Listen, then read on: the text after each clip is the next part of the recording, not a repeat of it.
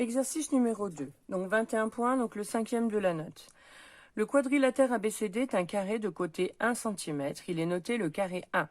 Les points A, B, E, H sont alignés, ainsi que les points A, D, G, J. Donc ceux-là sont alignés, ceux-là sont alignés. On construit ainsi une suite de carrés, carré 1, carré 2, carré 3, qui sont rappelés ici. En doublant la longueur du côté du carré, comme illustré sur la figure. Donc là, on regarde le codage pour bien voir que c'est doublé. La figure n'est pas en vraie grandeur. On me demande de calculer la longueur AC. Donc ça, c'est une question de géométrie. Donc on me dit que c'est un carré, donc il va falloir que je justifie qu'il y a bien un angle droit. Et du coup, ici même en D. Et du coup, je vais faire le théorème de Pythagore. Alors on se place dans le triangle ABC ou dans le triangle ADC, il n'y a aucune importance.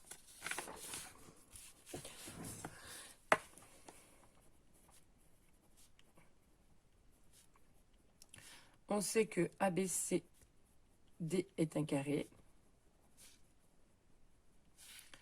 Donc par définition, on n'est pas obligé de redonner la définition du carré.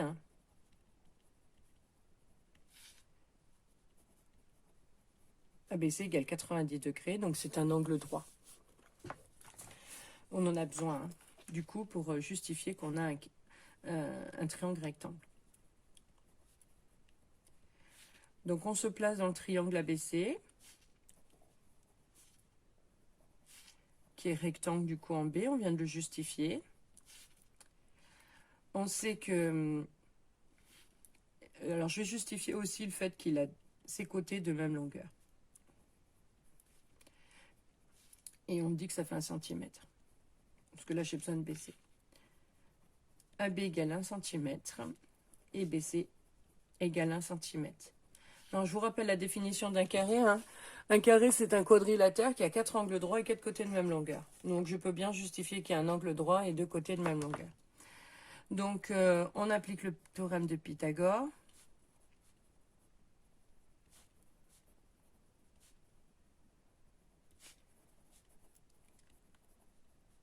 On ne fait pas de faute d'orthographe sur Pythagore.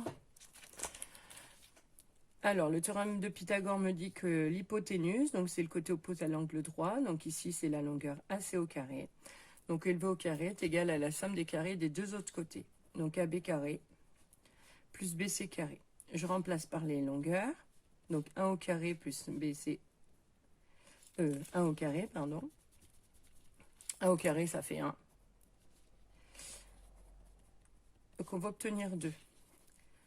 Ensuite, je ne veux pas AC carré, je veux AC. Donc là, j'applique la propriété. Donc les solutions de l'équation x carré égale une constante avec une constante positive, il y en a 2. On a racine de la valeur et moins la racine de la valeur. Donc ici, comme on a une longueur, j'enlève la valeur négative. Donc ici, on me demande de calculer la longueur AC. Il ne me demande pas d'arrondir, donc je pourrais m'arrêter là. C'est en centimètres. Alors, si jamais j'en ai besoin, je vais quand même donner la valeur approchée, mais ce n'est pas marqué. Donc on obtient environ 1,41 cm au centième.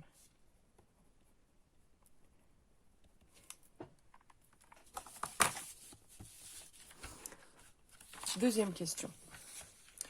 On choisit un carré de cette suite de carrés. Aucune justification n'est demandée pour les questions de A et de B. Quel coefficient d'agrandissement des longueurs permet de passer de ce carré au carré suivant? Alors comme c'est marqué que les longueurs étaient doublées, le coefficient d'agrandissement, ça sera 2. Ensuite, quel type de transformation permet de passer de ce carré au carré suivant? Comme les carrés n'ont pas la même taille, on peut éliminer toutes les transformations qui conservent les longueurs. Donc la symétrie axiale, rotation, symétrie centrale et translation. Il m'en reste une homothétie. C'est la seule qui correspond à des agrandissements ou des réductions. Donc question 2A. Donc le coefficient d'agrandissement.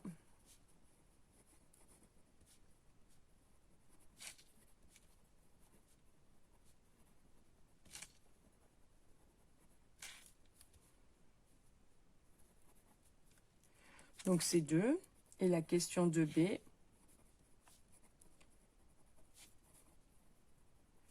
La transformation est une homothétie.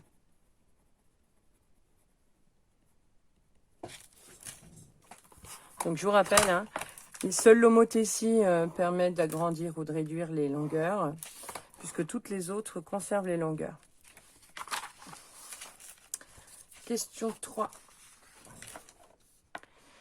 L'affirmation, la longueur de la diagonale du carré 3 est 3 fois plus grande que la longueur de la diagonale du carré 1, est-elle correcte? Eh bien, on va essayer de le justifier. Donc, le piège ici, enfin le piège, on a dit qu'on était un agrandissement de rapport 2, donc logiquement, la diagonale, la longueur devrait être doublée. Alors ici, on n'est pas passé du 1 au 2, mais du 1 au troisième carré. Donc, si les longueurs sont multipliées par 2 pour obtenir le deuxième carré, elles sont encore multipliées par 2 pour obtenir le troisième carré. Et 2 fois 2, ça ne fait pas 3, mais 4. Donc, normalement, la diagonale est multipliée par 4. Alors, si jamais je voulais le prouver en utilisant le théorème de Pythagore, on pourrait calculer. Donc ici, c'est comme ça que je pense qu'ils sous-entendent la question, puisque sinon, ils ne nous auraient pas fait calculer la longueur de la diagonale AC. Donc, il me faudrait la longueur AH. Donc, si je compte, ça fait 1 cm, 2, 3, 4 cm. Donc, comme c'est un carré, j'ai 4 cm ici aussi. Et si j'applique le théorème de Pythagore, donc on obtient 4 au carré plus 4 au carré, on obtient 32 et on fait racine de 32. Alors, on obtient 5,65 et par rapport à racine de 2,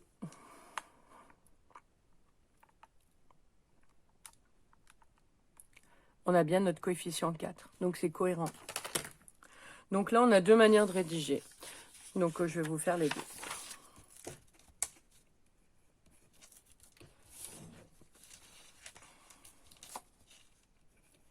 Alors, première méthode, c'est celle qui a aucun calcul. Les longueurs sont multipliées par 2.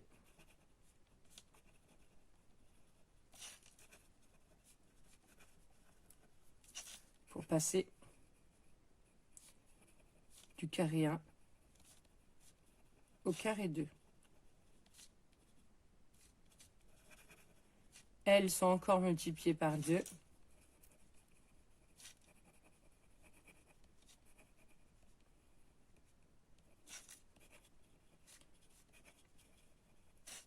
Pour passer au carré 3.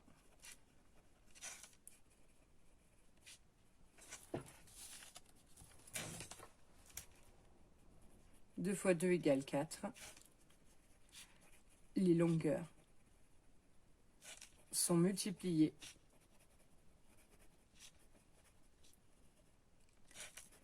par 4 pour passer du carré 1 au carré 3. On a 3 différents de 4. Donc la longueur de la diagonale du carré 3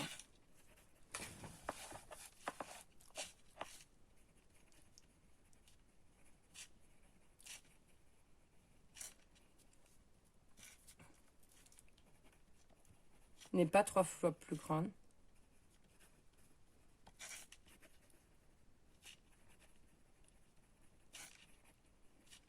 que la longueur du carré 1. L'affirmation n'est pas correcte. Donc l'affirmation est fausse.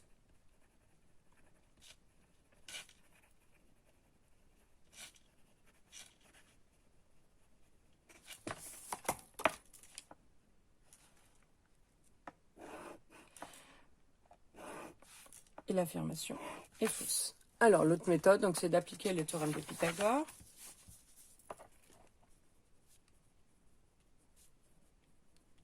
Donc on va refaire toutes les questions qu'on a faites. Hein. On sait que AHIJ est un carré. Donc par définition, AHI égale 90 degrés et AH égale HI. Et on a compté que ça faisait 4 cm.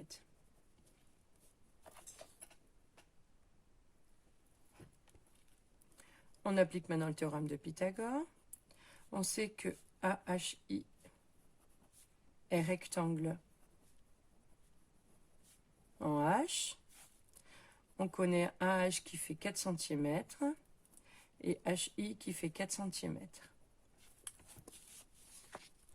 Donc d'après le théorème de Pythagore, on a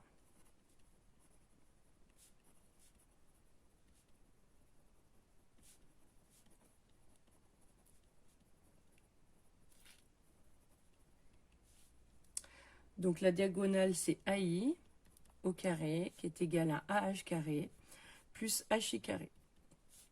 Donc AI carré, ça fait 4 carrés plus 4 carrés. On a trouvé tout à l'heure que ça faisait 32. Donc on a notre diagonale qui fait racine de 32. Alors, si je règle la calculatrice en mode maths et que je fais racine de 32, j'ai la réécriture sous forme simplifiée. Donc on obtient 4 racines de 2.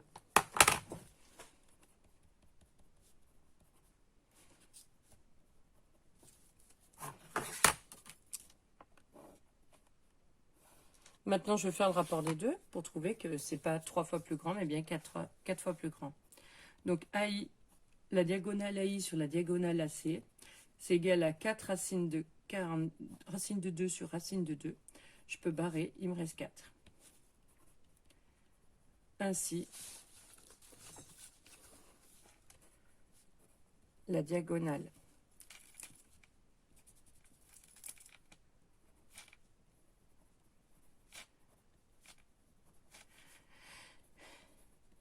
est 4 fois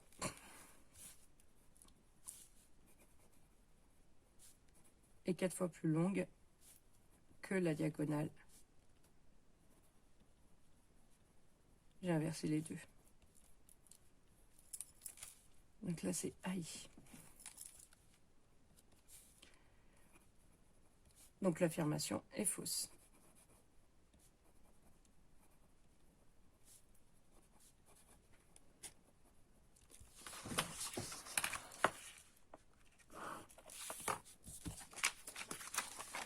Alors, dernière question. 4. On me demande déterminer à l'aide de la calculatrice une valeur approchée de la mesure de l'angle AJB. Donc AJB ici. Donc je vais refaire la figure pour bien voir. Donc je fais la figure. Donc là on a un triangle rectangle.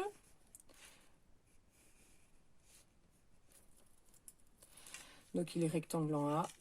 Là j'ai le B et là j'ai le J. On veut AJB, donc on veut cet angle-là. AB, ça fait 1 cm. Ici, d'après le codage, ça en fait 4 cm. Et je veux trouver donc cet angle-là. Alors, il va falloir que je justifie que cet angle est bien droit. Donc, je vais rajouter dès le départ ici. On a mis que ABC égale 90 degrés pour montrer qu'on a un triangle rectangle. Je vais rajouter BAD aussi. Voilà, comme ça on est tranquille, on a justifié qu'on a bien un triangle rectangle.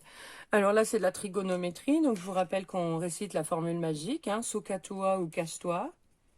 Ka-so-toi. Ensuite, on entoure, on repère qui est le côté opposé adjacent et l'hypoténuse. Donc l'hypoténuse c'est le côté opposé à l'angle droit. Le côté opposé à l'angle c'est le AB. Et le côté adjacent du coup c'est l'autre. Alors moi, je dois utiliser AB et AJ. Donc O et A, c'est la tangente. Donc maintenant, je n'ai plus qu'à rédiger. On sait que donc ABJ est rectangle en A.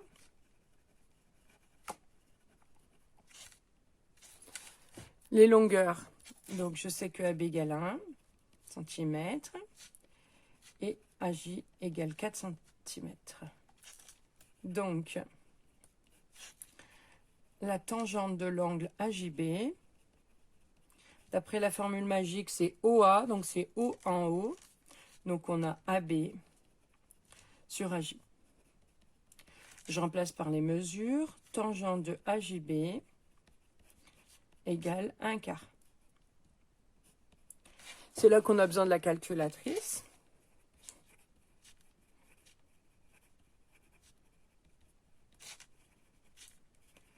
Attention, on obtient l'angle et plus la tangente. Hein. Donc c'est AJB. Alors, je vous rappelle la manipulation.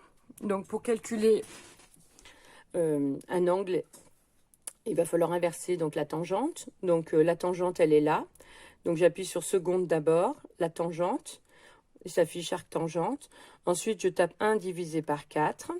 Voilà. Je ne suis pas obligée de fermer la parenthèse. Ça va me donner la valeur. 14,036.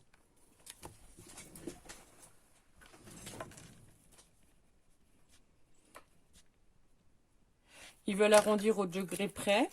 Donc, je rappelle la méthode. Donc, j'encadre la valeur. J'entoure le chiffre qui suit. Et comme c'est un 0, ben, je garde 14. AJB environ 14 degrés. Et on dit au degré près.